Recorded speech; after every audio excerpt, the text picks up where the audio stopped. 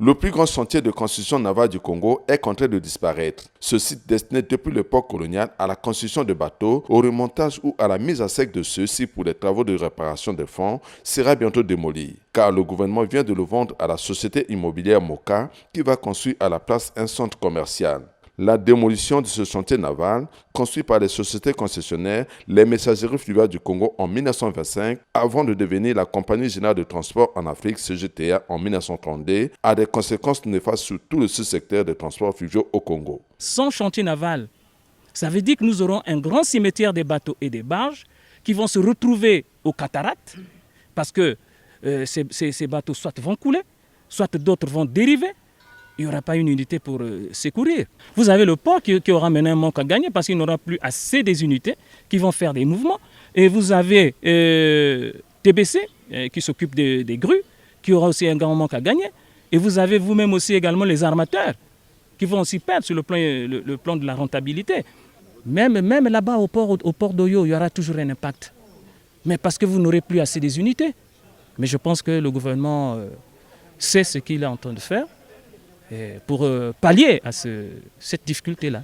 La vente et la démolition rapide des jours à venir de ce chantier naval placent les armateurs de transport fluviaux du Congo dans une situation difficile. Il y a un problème, un sérieux problème. Toutes les unités du Congo seront maintenant réparées au niveau de la RDC. Mais ça prendra un grand coup sur tous les plans. Mais une unité, par exemple, qui devait se faire réparer ici à Brazzaville, vous l'amenez à Kinshasa, il faut d'abord faire les formalités de cette unité, ça coûte de l'argent, les formalités de traversée. Et vous arrivez à Kinshasa, au niveau de Chiani Metal, il faut débourser aussi des dollars là-bas pour réparer et faire les formalités d'entrée encore à Brazzaville.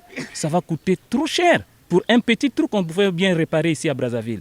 Le problème à l'heure actuelle se situe au niveau des unités qui sont sur cale pour des réparations de fonds. Avec la baisse des eaux, il n'est pas possible de les mettre à flot. Nous avions beaucoup d'unités qui attendent la fin des travaux, mais calées sur le quai. Et alors ces unités-là, je ne sais pas, la société qui a acheté, comment est-ce qu'il va faire pour déplacer ces unités et les mettre à l'eau? Ça veut dire que dès qu'on met à l'eau, ça va couler. Parce qu'on n'a pas fini encore, certaines unités n'ont pas encore pris fin au niveau de changement de fond. Et à ce moment, c'est la sécheresse. Il y a le banc de sable, on ne peut même pas faire descendre une unité. Parce que le slip ne sera pas fonctionnel. Du côté des agents de l'ex-ATC SENTEF en fonction dans ce chantier, loin de s'opposer à la décision du gouvernement, n'ont qu'une seule condition. Nous, travailleurs de l'ex-ATC SENTEF, exigeons le paiement en intégralité des droits des travailleurs de l'ex-SENTEF au montant de 7 110 467 275 francs et, par conséquent, l'appurement des arriérés des salaires estimés à 6 milliards de francs CFA avant toute expulsion des ex-travailleurs du SENTEF de l'enceinte. De même, des exploitants maraîchers qui évoluent dans ce site depuis 1993 sollicitent l'arbitrage du gouvernement. Sans préavis, ces derniers sont menacés de déguerpissement par le nouvel acquéreur des lieux. Nous, comme on a dit qu'on sort ici, si on sort ici, on va partir où? On nous change seulement la place. Si on nous change la place, nous, on libère, on va pour nous. On va nous donner quelque chose, après, nous, on va partir pour nous. Si on ne nous donne pas, nous, on va vivre comment? Avec les enfants, avec les mémés, comme nous sommes des veufs.